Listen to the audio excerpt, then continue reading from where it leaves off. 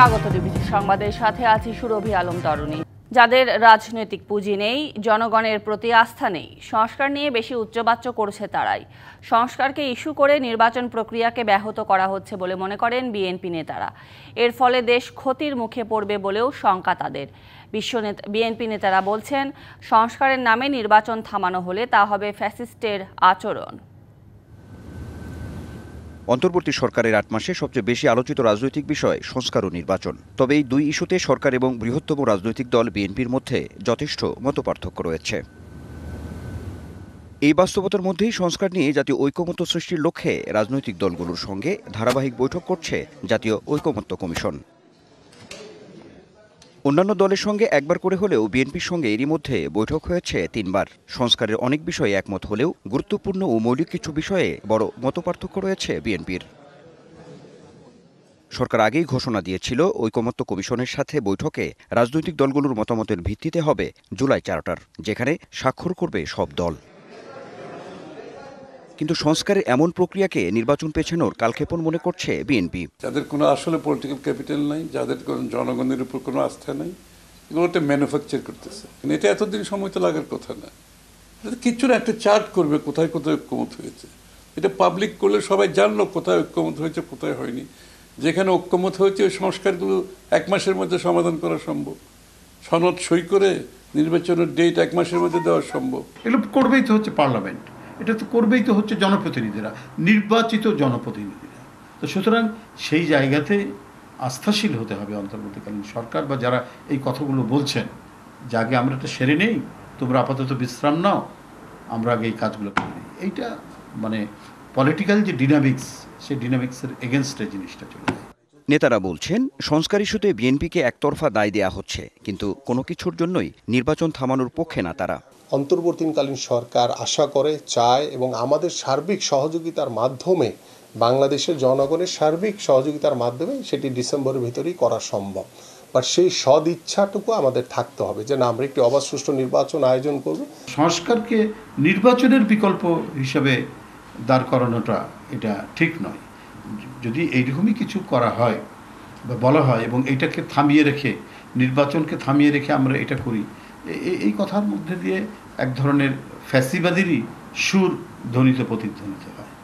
নির্বাচন আদায়ে জনমত তৈরির পাশাপাশি সমমনা রাজনৈতিক দলগুলো নিয়ে সরব হওয়ার পরিকল্পনার কথাও জানান বিএনপি নেতারা। Anwar Hossain, DBC news, Dhaka. দ্রুত নির্বাচন দিয়ে দেশ ও গণতন্ত্র রক্ষার আহ্বান জানিয়েছেন বিএনপির নেতারা। তারা বলছেন, ডিসেম্বর টু জুন নির্বাচন নিয়ে কেন ধোঁয়াশা ছড়ানো হচ্ছে। রাজধানীতে আলাদা অনুষ্ঠানে এসব কথা বলেন তারা। জাতীয় প্রেস ক্লাবে আলোচনা সভায় রুহুল কবির রিজভী বলেন, উপদেষ্টাদের বিরুদ্ধে ভয়াবহ দুর্নীতির অভিযোগ উঠেছে, যা ২৪-এর গণ অভ্যুত্থানকে কলঙ্কিত করছে। সরকারের উচিত শক্ত হাতে এসব দমন করা। নয়াপল্টনে দলের কেন্দ্রীয় কার্যালয়ের সামনে আরেক অনুষ্ঠানে আব্দুস সালাম বলেন, ঠিক সময়ে নির্বাচন না হলে দেশি বিদেশি ষড়যন্ত্র মাথা চড়া দিয়ে উঠবে। জুন পর্যন্ত আমরা জানি যে ফেব্রুয়ারির পরে যে অবস্থা সৃষ্টি হয় বাংলাদেশে, মার্চের পরে আর অবস্থা থাকে না, নরমাল অবস্থা। তাই আমরা ইউনূস সাহেবকে বলবো, এই ডিসেম্বরের মধ্যে একটি নির্বাচন দিয়ে তিনি বাংলাদেশের ইতিহাসে নিজের নাম স্বর্ণাক্ষরে লিখিয়ে রাখবেন। যে অবাধ এবং সুষ্ঠু নির্বাচন শেখ হাসিনা আত্মসাৎ করে এটা অদৃশ্য করে দেওয়ার চেষ্টা করেছেন, সেটিকে পুনঃপ্রবর্তন করবেন ডক্টর ইউনূস সাহেব। এটাই জনগণের প্রত্যাশা, এটাই জনগণ কাম্য করে, সেই জন্যই হচ্ছে আমাদের কথা বলা। রাষ্ট্র সংস্কারের যে সুযোগ তৈরি হয়েছে তা যেন বেহাত না হয়, সেই জন্য সবাইকে সজাগ থাকার আহ্বান জানিয়েছেন জাতীয় ঐকমত্য কমিশনের সহ সভাপতি অধ্যাপক আলী রিয়াজ। জামায়াতে ইসলামের প্রতিনিধি দলের সঙ্গে বৈঠকের শুরুতে তিনি এ আহ্বান জানান। জামায়াতের ১০ সদস্যের প্রতিনিধি দলের সঙ্গে জাতীয় সংসদ ভবনের এলডি হলে ঐকমত্য কমিশনের এই বৈঠক চলছে। এ সময় নিরপেক্ষ ও স্বচ্ছ নির্বাচন প্রত্যাশার কথা পুনর্ব্যক্ত করেন দলটির নায়েবে আমির ডাক্তার সৈয়দ আবদুল্লাহ মোহাম্মদ তাহের। বলেন, ২৪-এর গণ অভ্যুত্থানে যে নতুন বাংলাদেশের সৃষ্টি হয়েছে তা যেন ব্যর্থ না হয়, সেজন্য সবাইকে ঐক্যবদ্ধ থাকতে হবে। আমাদের এই সুযোগ যারা তৈরি করে দিয়েছেন, যে বীর শহীদরা, তাদের কাছে আমাদের একটি ঋণ আছে। যেন এই সুযোগ কোনো অবস্থাতে হাতছাড়া হয়ে না যায়, যেন এই সুযোগকে কেন্দ্র করে আমরা এমন এক বাংলাদেশ তৈরি করতে পারি যেখানে কোনো অবস্থাতেই কাউকে নিপীড়নের মুখে পড়তে না হয়, বিচার বা বিচার বহির্ভূত ব্যবস্থার মধ্যে যেন তাকে মোকাবেলা করতে না হয়। আমরা একটি সুস্থ, স্বচ্ছ এবং সঠিক নির্বাচন চাই জামাত ইসলামী। এ ব্যাপারে আমরা অভিযোগ এবং এক্ষেত্রে আমাদের সার্বিক কোঅপারেশন থাকবে to make it fair and credible. এবার গ্রীষ্মে নিরবচ্ছিন্ন বিদ্যুৎ পাওয়া অনিশ্চিত। খোদ বিদ্যুৎ উপদেষ্টা বলছেন লোডশেডিং থাকবে, তবে তা সীমিত রাখার চেষ্টা করা হবে। তবে এক্ষেত্রে গ্রাম শহরের মধ্যে বৈষম্য থাকবে না। বিদ্যুৎ ভবনে এক অনুষ্ঠানে এইসব কথা বলেন তিনি। বলেন, অপ্রয়োজনীয় কিছু প্রকল্পের ব্যয় কমানোর ফলে বাড়তি কিছু টাকা পাওয়া যাওয়ায় বিদ্যুৎ মন্ত্রণালয়ের বকেয়া পরিশোধ করা গেছে। ফলে এবারের বাজেটে বিদ্যুৎ ও জ্বালানি খাতে ভর্তুকি বাড়ার বদলে কমবে। ইউনিটের মধ্যে থাকে। জ্বালানি সংকট থেকে উত্তরণের পথ বিষয়ে এই সেমিনারের আয়োজন করে জ্বালানি প্রতিবেদকদের সংগঠন forum for energy reporters Bangladesh FERB, যেখানে জ্বালানি খাতের বর্তমান সংকটের চিত্র তুলে ধরে গবেষকরা পরামর্শ দেন নিজস্ব সক্ষমতায় গ্যাস অনুসন্ধান বাড়ানো, জ্বালানির প্রকৃত চাহিদা নির্ধারণ এবং গৃহস্থালী CNG ও ক্যাপটিভে গ্যাস সংযোগ না দেয়ার। তাহলে নিয়ার টার্ম চ্যালেঞ্জ হচ্ছে রিগ্যাসিফিকেশন। সরকার গভীর সমুদ্রে গ্যাস অনুসন্ধানে আন্তর্জাতিক দরপত্র আহ্বান করলেও একটিও সাড়া মেলেনি কেন তা ভেবে দেখার আহ্বান জানান গবেষকরা। আমরা যখন অফশোরে ডাক দিচ্ছি বিদেশি কোম্পানিগুলোকে, তখন এটা মনে রাখা দরকার যে অফশোরে আমাদের অতীত অভিজ্ঞতা নেই। এটিকে যদি আমরা অন্যান্য দেশের অফশোরের ক্ষেত্রে যে মূল্য কাঠামোটি রয়েছে সেটির সাপেক্ষে তুলনা করি, তাহলে আসলে আমার মনে হয় যে ঠিক হবে না। ফলে এখানে আমাদেরকে রিস্ক প্রিমিয়ামটি কনসিডার করেই হয়তো মূল্য সমন্বয়ের প্রয়োজন হবে। জ্বালানি খাতের সংকট উত্তরণে অনুসন্ধান বাড়ানোর পাশাপাশি রাষ্ট্রায়ত্ত গ্যাস কোম্পানিগুলোর বাণিজ্য করার সুযোগ বন্ধের উপর জোর দাবি জানান বিশেষজ্ঞরা। তার প্রাইসিং করতে আসছে, সে 60 পয়সা থেকে পার ইউনিট 90 পয়সা তার রেভিনিউ রিকভারিমেন্টের ঘাটতির জন্য প্রস্তাব করছে। তার বিনিয়োগ সক্ষমতা বাড়ানোর জন্য আমরা তাদের মার্জিন বাড়াচ্ছি, সে কোনো বিনিয়োগ দেখায়নি। তারা হাসপাতাল চালায়, তারা কি চালায়, তারা স্কুল চালায়, তারা একজন 4টা করে তারা প্রফিট বোনাস নিছে, তারা 1টা করে পারফরমেন্স বোনাস নিছে। রাষ্ট্রায়ত্ত প্রতিষ্ঠানগুলো একদিকে মুনাফামুখী বাণিজ্য করে বোনাস নেয়, অন্যদিকে সংকটের কথা বলে জ্বালানির দাম বাড়ায়। এমন সুযোগ বন্ধের কথা জানান জ্বালানি উপদেষ্টা। আগে তো নিজের ঘর ঠিক করতে হবে।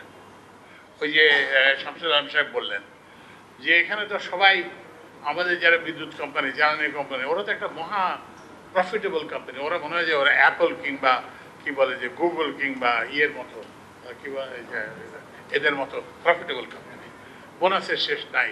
এক প্রশ্নের উত্তরে জ্বালানি উপদেষ্টা গভীর সমুদ্রে গ্যাস অনুসন্ধানে দরপত্র আবার আহ্বান শুরু হবে বলেও জানান। নিশ্চিত ফাইনাল অ্যাপ্রুভাল হয়ে গেলে এটা আবার রিটেন্ডার হয়ে যাবে।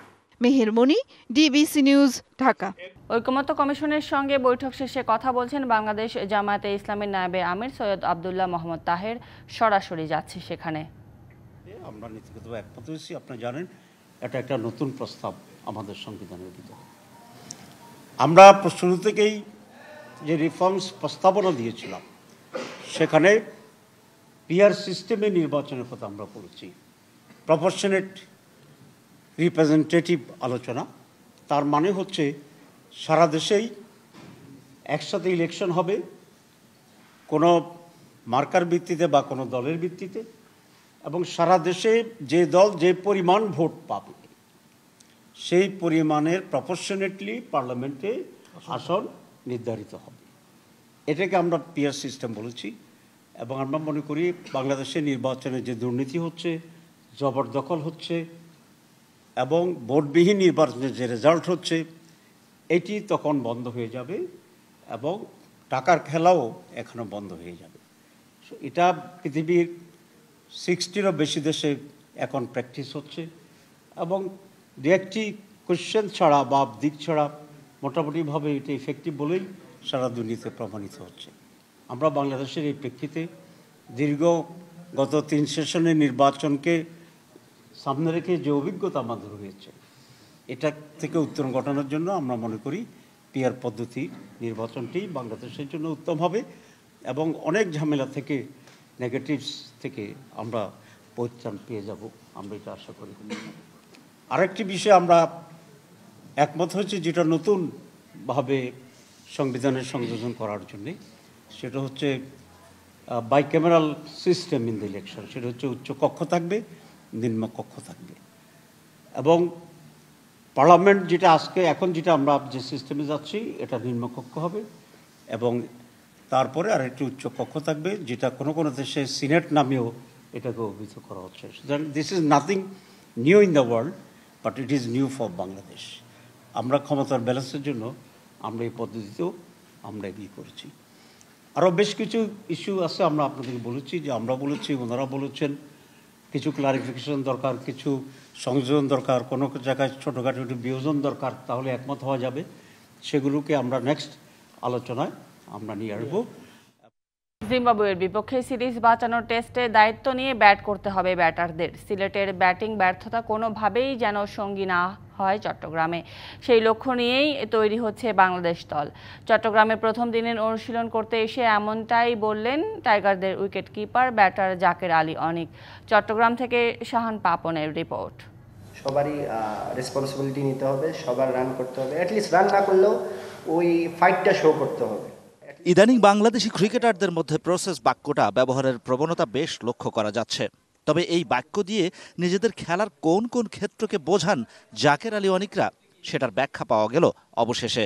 অল অ্যাবাউট মাইন্ডসেট, যে বলেই খেলি জাস্ট ওইটা নিয়ে প্রিপারেশন থাকে। দেখবেন টেস্টে আমি কিন্তু রান করার জন্য এত তাড়াহুড়া করি না, আবার টি-20তে আবার একটু এক্সিলেট করার চেষ্টা করি। তো ওই জিনিসগুলো, ওই সাটেল চেঞ্জেসগুলো মাইন্ড গেম হিসাবে খেলার চেষ্টা করি আর কি।